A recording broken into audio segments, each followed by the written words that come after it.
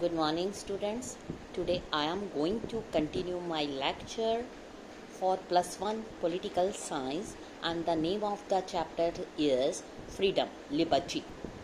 Now let us, as we have already studied about freedom and constraints of freedom, you all know that freedom means vanishing of all type of barriers or constraints from human life. But अगर हम human life की तरफ देखें तो हर कोई human ये चाहता है कि जो उसके आइडियाज़ हैं वो उसकी विश के अकॉर्डिंग हो, कोई थर्ड पर्सन आकर उसके ऊपर अपनी विशेस या आइडियाज़ को इम्पोज ना करे। मीन्स जो लाइफ ह्यूमन बीइंग को मिली है उसमें अपने आइडियाज़, अपने विशेस को पूरा करने के लिए और अपनी लाइफ को एंजॉय करने के लिए जो भी कंस्ट्रेंट्स हैं वो नहीं होने चाहिए। लेकिन ये ज़रूरी नहीं है। अगर ह्यूमन बीइंग अपनी लाइफ को एंजॉय करना चाहती हैं तो वो जो कंस्ट्रेंट्स हैं वो उसके वेलफेयर, उसकी प्रोटेक्शन के लिए बहुत ज़रूरी हैं। Let us start with the term liberalism. ये क्या होती है? When we say that someone parents are very liberal, lenient, we usually mean that they are very tolerant, they cooperate with their children. लेकिन अगर हम पॉलिटिकल आइडियोलॉजी की बात सोचें, liberalism has been identified with tolerance as a value. जो liberals है वो have often defended the right of a person to hold, express his her opinions, her beliefs even when they disagree with them. अगर third person से disagree होगा तो liberal का मतलब होता है वो जो राइट पर्सन को मिले हैं अपने ओपिनियंस को मतलब शो करने के लिए, तो लिबरल मीन्स उनको ये हक है। But that is not all that there is to liberalism. Liberalism is not only modern ideology that supports tolerance. What is more distinctive about modern liberalism ये है कि focus on the individual. For liberals, entities like family, society, community, इनकी अपने आप में कोई value नहीं है, but only if these are valued by individuals. Human being जो है वो सोसाइटी में रहता है, इसीलिए वो सिटीज़न बनता है, good citizen of a country.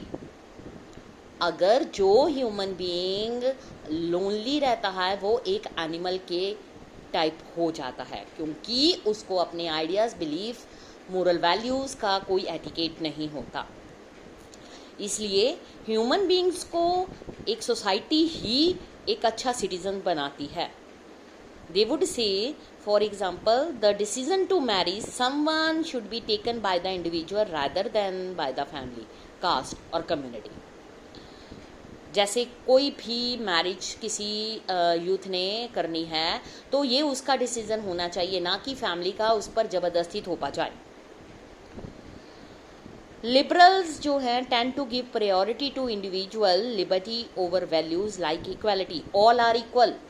According to caste, no one is rich, poor, lower caste, upper caste. All are equal, all are children of God. They also tend to be suspicious of political authority. Historically अगर हम बात करें, liberalism जो है favour करता है free market, minimal role to the state. कहते हैं कि जो हमारी गवर्नमेंट है वो ट्रेड को, एक्सपोर्ट इंपोर्ट को बढ़ाने के लिए जो ट्रेड पर बैरियर्स लगे होते हैं उनको रिमूव करती है, ताकि किसी भी कंट्री की इकोनॉमी है जो वो बिना किसी टैक्स बैरियर के डेवलप हो सके.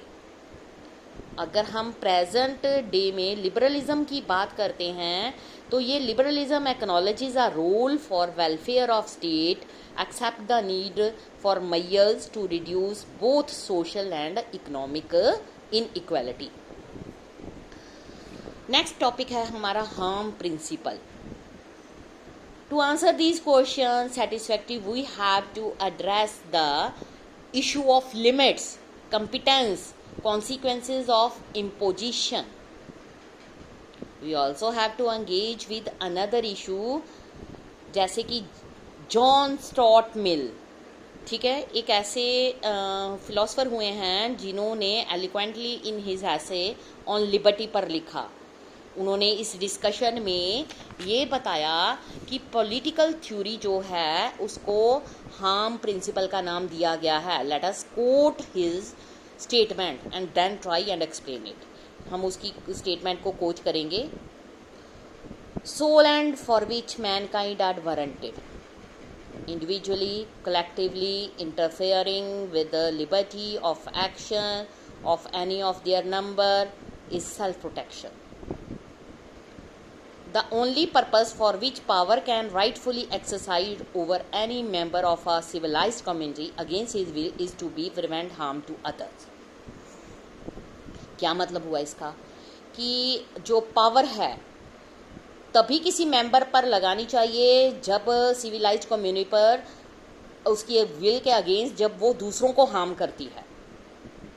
ठीक है, मिल ने यहाँ पर एक मोस्ट इम्पॉर्टेंट डिस्टिंक्शंस को इंट्रोड्यूस किया। वो थी distinguish between self regarding actions. कौन से एक्शन? जैसे those action that have consequences only for the individual actor, nobody else. कोई भी इसमें पार्टिसिपेट नहीं करता, ये सिर्फ उसकी सेल्फ रिगार्डिंग के अकॉर्डिंग होता है। अदर, और दूसरा है other regarding actions, that is वो actions that also have consequences for other. उसने ये आर्ग्यू किया विद रिस्पेक्ट टू एक्शन और choices that affect only one self, self regarding actions. He states for any other external authority has no business to interfere. Self regarding actions वो होते हैं जिसमें human being की अपनी wish होती है, अपनी विश के अकॉर्डिंग वो काम करता है। और put in a simple language it would be this, that's my business.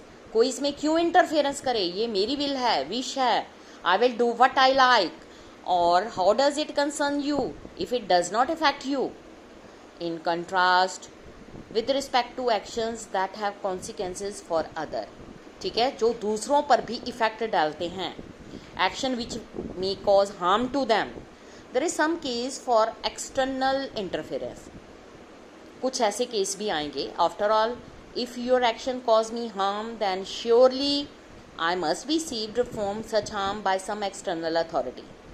In this case, it is the state which can constrain a person from acting in a way that cause harm to someone else.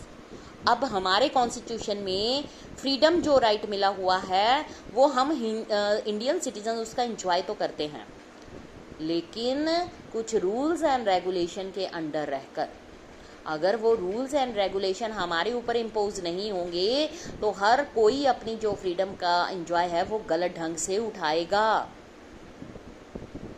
For example, किसी भी चीज़ को करने के लिए एक proper time होना चाहिए। अगर फ्रीडम मिली है, आपको एजुकेशन लेने की फ्रीडम मिली है, तो आप दूसरों को एजुकेशन लेने से मना नहीं कर सकते। ये दूसरों को हार्म होगा। हर किसी की विश है, वो अपने अकॉर्डिंग जिस मर्जी स्ट्रीम को ऑप्ट करे। इसलिए जो फ्रीडम है is at the core of human society. ये सो क्रूशियल है for dignified human life. It should only be constrained in some circumstances. जो हार्म कॉज किए जाते हैं must be serious. For minor harm Mill recommends only social disapproval, not the force of law. कि कुछ ऐसे भी होते हैं जो सोसाइटी में जिनको अप्रूवल नहीं मिलती, उसको मना कर दिया जाता है क्योंकि वो दूसरों को हार्म पहुंचाते हैं। उसके लिए किसी तरह के कोई रूल्स रेगुलेशन को फॉलो करने की ज़रूरत नहीं पड़ती। सोसाइटी के अंदर खुद की ही सभी लोग अपनी ओपिनियंस देते हैं और फिर उस ओपिनियन के रिगार्डिंग अगर कोई भी फ्रीडम किसी को हार्म करती है तो उसको फिनिश कर दिया जाता है। For example, playing of loud music is in an apartment building should bring only social disapproval from the other residents of the building. They should not involve the police. They should indicate their disapproval of inconvenience that playing loud music has caused them. By perhaps refusing to grade the person who plays music disregarding the harm is causing other. The harm that playing loud music causes is that of preventing those in other apartment from talking or sleeping or listening to their own music.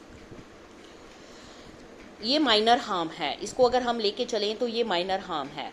अगर किसी society की building में या apartment में कोई loud music बजा रहा है तो वो एनवायरनमेंट को पल्यूट कर रहा है. दूसरी सोसाइटी में रेजिडेंट जो रहते हैं उनको प्रॉब्लम आ रही है, वो अपना काम ठीक ढंग से नहीं कर पा रहे. ये इसके लिए कोई पुलिस बुलाने की ज़रूरत नहीं है. इसमें अगर सोसाइटी डिसअप्रूवल कर दे तो ये ह्यूमन काइंड जो है, ह्यूमन बीइंग है, वो इसको खुद ही उनकी सेल्फ रिस्पेक्ट के लिए मना कर देगा. ये सिंपल एक माइनर हार्म है, ठीक है. ये सोशल डिसअप्रूवल से इसको रोका जा सकता है. इसके लिए लीगल पनिशमेंट नहीं चाहिए.